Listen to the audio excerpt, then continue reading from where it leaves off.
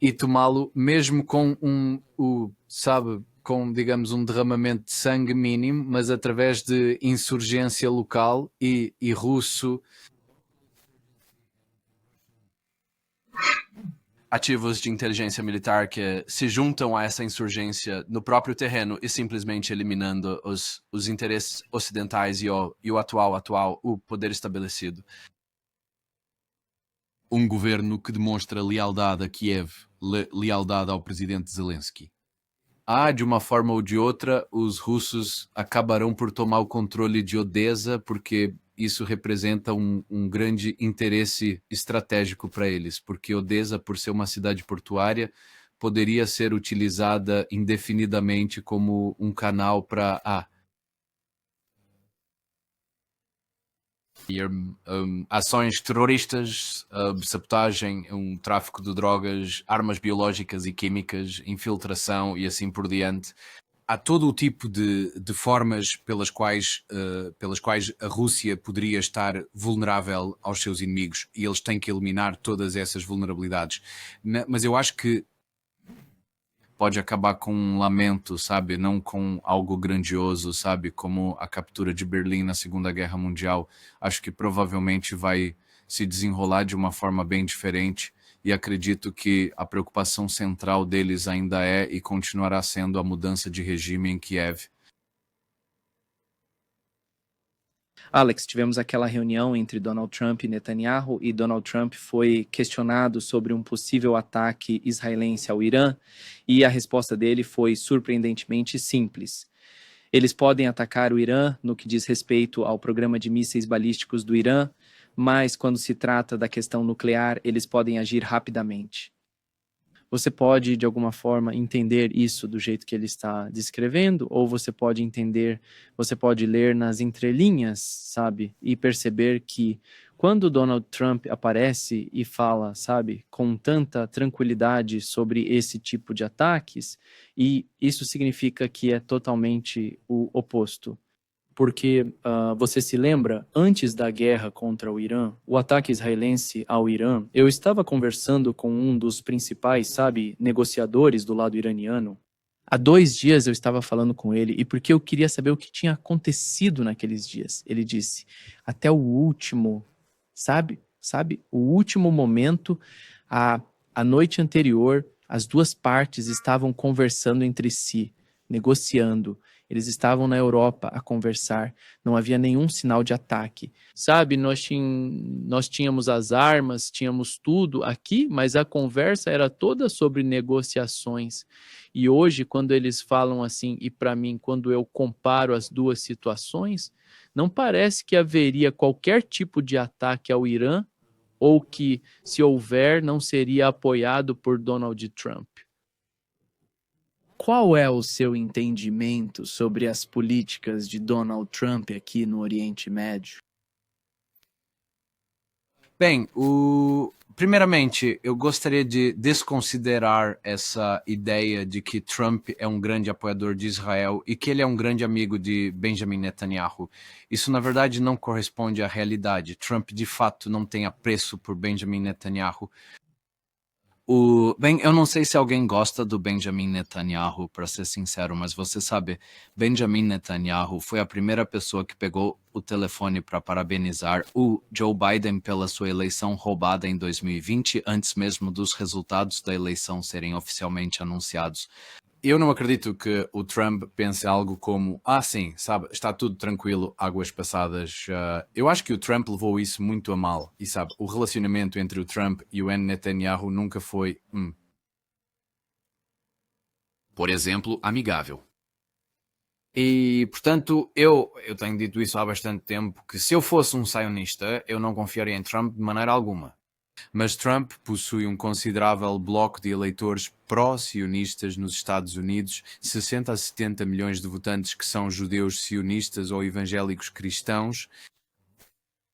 Quem, digamos, até o assassinato de Charlie Kirk demonstravam de uma maneira extremamente evidente um apoio inquestionável e sem qualquer tipo de hesitação ao Estado de Israel, chegando a ser até mesmo fanáticos. Agora tudo se dissipa. Então, eu acredito que toda vez que o Trump se manifesta sobre Israel, sobre essas ideias de atacar o Irã e o seu programa de armas nucleares e a sua relação com o Estado de Israel e, claro, com Benjamin Netanyahu e outros líderes, ele está se dirigindo diretamente à sua base eleitoral. Então, essa é a sua base de apoio. Mas ao analisar as suas declarações a respeito do Irã, fica bem claro que ele deseja negociar com o Irã. Ele provavelmente entende que o Irã é uma nação grande e poderosa com muito talento em engenharia técnica e com muitos recursos naturais.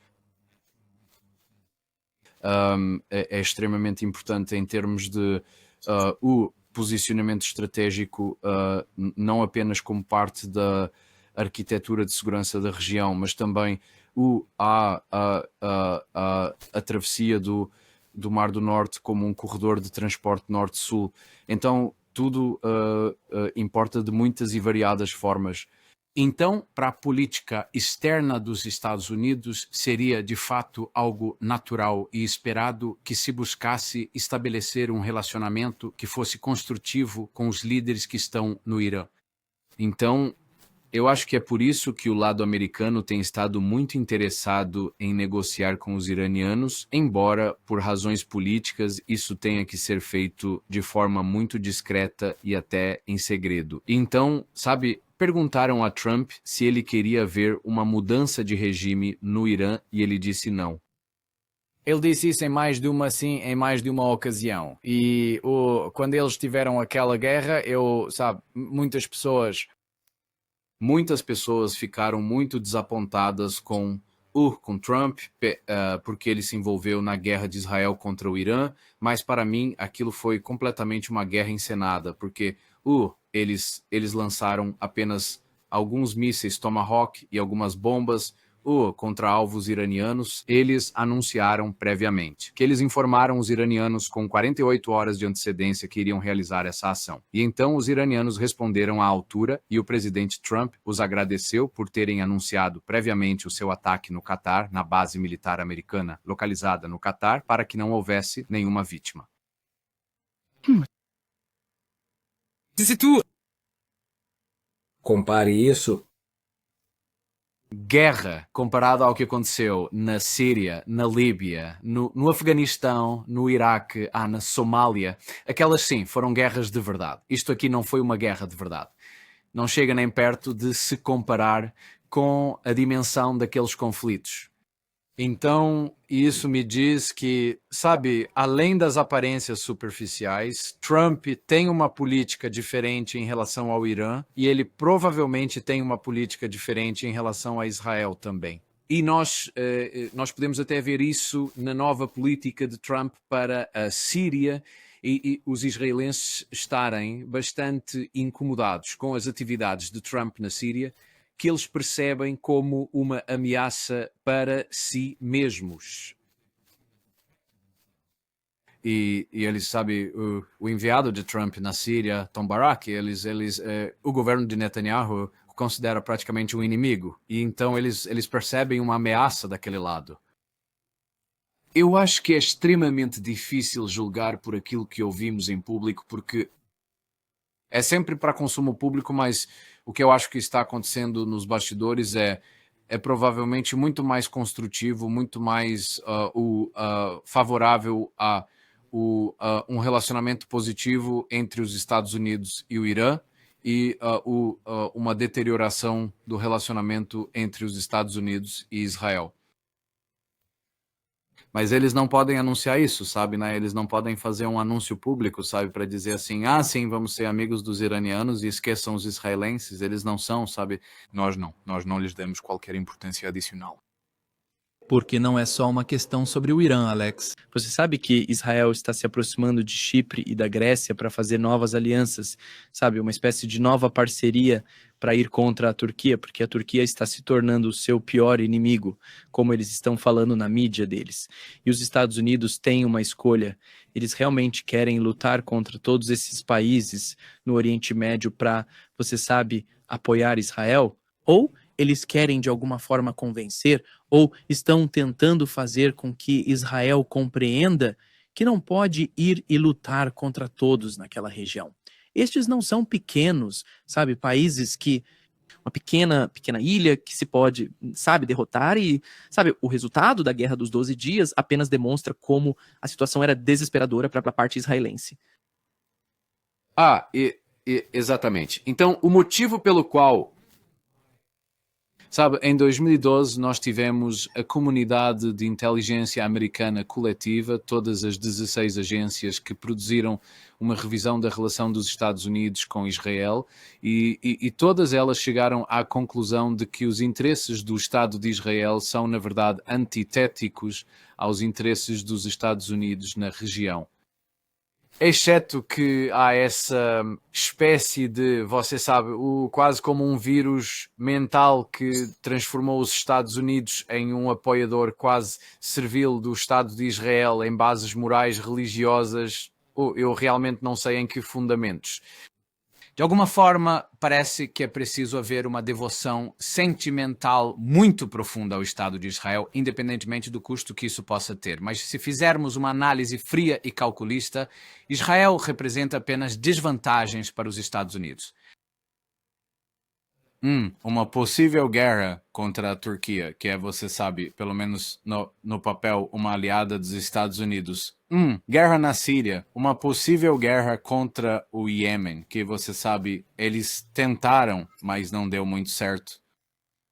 Ou uma guerra em potencial contra o Irã, uma guerra em potencial contra o Paquistão, uma ruptura diplomática com a Arábia Saudita.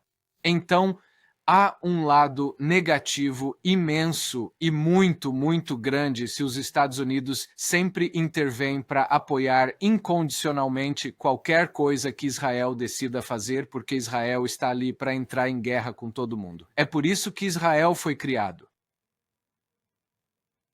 pelo Império Britânico e, sabe, foi criado em 1948, certo? Mas, sabe, houve a Declaração Balfour, que foi em 1917, houve o Acordo Sykes-Picot, formulado em 1916. Então, os preparativos para o Estado de Israel, se você voltar no tempo, remonta, eu acho, aos anos 1870. Foi um projeto do Império Britânico. Eles são os principais beneficiários e o seu objetivo era garantir a segurança da região e os seus recursos de petróleo e energia. E é por isso que vemos Israel entrando em guerra contra todos, para manter todas as nações, todos os governos daquela região desestabilizados e enfraquecidos.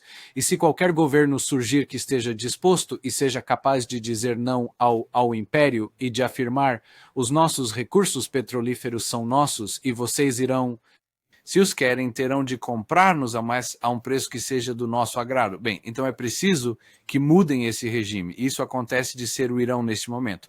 Mas, sabem, qualquer regime é um alvo. E é por isso que Israel foi criado por esta razão. Nem sequer por, sabe, o Império Britânico nunca se importou com o povo judeu, da mesma forma que não se importam com o povo iraniano e não se importam com o povo armênio e não se importam com povo nenhum. Eles todos os veem como peões úteis, como bucha de canhão, e é por isso que criaram o Estado de Israel. E, portanto, eu acredito que os Estados Unidos, que tem sido também, em sua maior parte, um servidor aos interesses do Império Britânico, chegou à conclusão de que os interesses do Estado de Israel não são os mesmos que os interesses dos Estados Unidos. E assim, durante as administrações, sabe, dos Clintons, dos Obamas, dos Bush, tudo isso foi essencialmente ignorado para o prejuízo dos Estados Unidos. É por essa razão que o povo americano elegeu Donald Trump por 3 vezes consecutivas. Porque eles desejavam uma ruptura com essas políticas antigas que, por exemplo, são... Sabe, os Estados Unidos estão alimentando toda essa máquina militar, travando todas essas guerras, e mantendo todas as centenas de bases militares espalhadas por todo o mundo. 6 grupos de ataque de porta-aviões indo por todo o mundo, e depois se perguntam... por que estamos fazendo isso? Como isso nos beneficia? Está beneficiando Wall Street? Está beneficiando o complexo militar industrial, mas não está beneficiando os Estados Unidos. E Portanto, eu penso que o povo americano já se cansou e foi por essa razão que eles levaram Donald Trump para a Casa Branca, e eu acredito que esta é a força política que está a impulsionar Trump a romper com todas essas relações e a procurar uma nova abordagem. E a administração dele tem sido bastante explícita ao declarar que a ordem global que foi estabelecida no período pós-Segunda Guerra Mundial está completamente obsoleta. Ela tem sido utilizada como uma verdadeira arma contra nós e que as integrações multipolares representam, de fato, o futuro. Então, se essa postura é de fato sincera, e eu acredito que ela seja, então, naturalmente, você começa a construir relações com a Rússia, com a China, com o Irã e com outras nações por sua vez. E então, eu penso que é exatamente isso que nós que estamos vendo acontecer. Não é algo óbvio, mas não podemos nos esquecer que o Trump está na Casa Branca há um período de pouco menos de um ano. Mas nesse período de um ano, eu acredito que as transformações que estamos presenciando são realmente bastante espetaculares. Sim. Alex, só para encerrarmos esta sessão, temos o BRICS. Temos a notícia de que as marinhas do BRICS farão exercícios conjuntos na África do Sul em janeiro de 2026. E qual é exatamente o plano por parte dos BRICS? Sabe, nós tivemos a OCS, a Organização de Cooperação de Xangai, mas neste momento os BRICS estão se aproximando de alguma forma da OCS. Você acha, afinal de contas, que ou algum tipo de entendimento dentro dos BRICS para se aproximarem e elaborarem um novo plano de segurança por parte deles? Eu acredito que sim, Nima, porque, sabe, a OCS é eurasiana, o continente, mas as vulnerabilidades digamos que temos um confronto entre dois sistemas de governo. Sabe, a ordem internacional baseada em regras, que é, sabe, uma reencarnação do Império Britânico, e então temos todo o resto do mundo, sabe, nações que querem ser soberanas, nações que querem negociar nos seus termos, desenvolver suas economias e sociedades nos seus próprios termos, e não podem. E assim, as vulnerabilidades existem, né? Existem na América do Sul, existem na África. É preciso... sabe, é preciso dar a países como Burkina Faso, Chad, Sudão e Níger e assim por diante, é preciso dar-lhes o apoio. É preciso algum tipo de arquitetura de segurança coletiva, porque você está, digamos, para tentar resolver estas vulnerabilidades. Porque, como sabe, tivemos uma onda de descolonização na África nos últimos 10 anos. Bem, elas podem ser facilmente derrubadas do poder se, não sei bem, mercenários franceses, belgas, britânicos, americanos ou organizações terroristas ou forças especiais assassinarem as lideranças políticas desses países. Então, vocês estão sempre suscetíveis a forças terroristas, a forças de operações especiais, a movimentos separatistas e coisas do gênero que são alimentados por interesses ocidentais. Então, o que a OCS começou a construir, a Organização para a Cooperação de Xangai começou a construir no continente eurasiano. É preciso que uma arquitetura de segurança semelhante também esteja disponível para as nações africanas, as nações sul-americanas e outras em todo o sul global. Então, sabe, isso faz sentido não porque haja necessariamente alguma causa comum entre eles, mas a causa comum é a resistência à ordem global baseada no mundo que quer impor completamente como um desenvolvimento tipo monocultura, onde você tem que negociar, como dizemos, você tem que produzir o que dizemos, você não tem que produzir o que dizemos para não produzir, você tem que aceitar essas moedas como pagamento, esses são os termos de troca.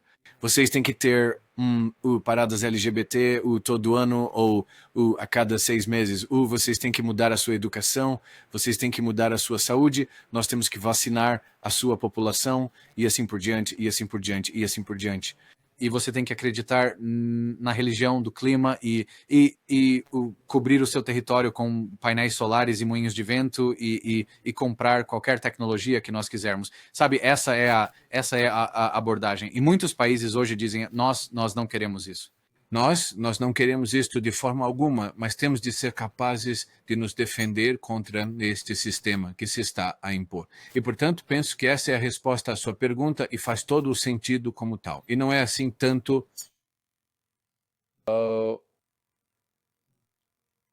Acho que é igualmente o desejo dos líderes do movimento BRICS, como Rússia, China, Índia, resistir ao império global, mas também nações do sul global que querem resistir à invasão da ordem global, que eles também querem. Então, está vindo... Eu acho que vem de ambos os lados. Sim. Gostaríamos de agradecer muito, Alex, por ter estado conosco hoje. É sempre um grande prazer. Obrigado pelo convite, Nima. Mais uma vez, feliz ano novo a você e sua família. Seu Irã, e até a próxima oportunidade. Até mais. Se cuida.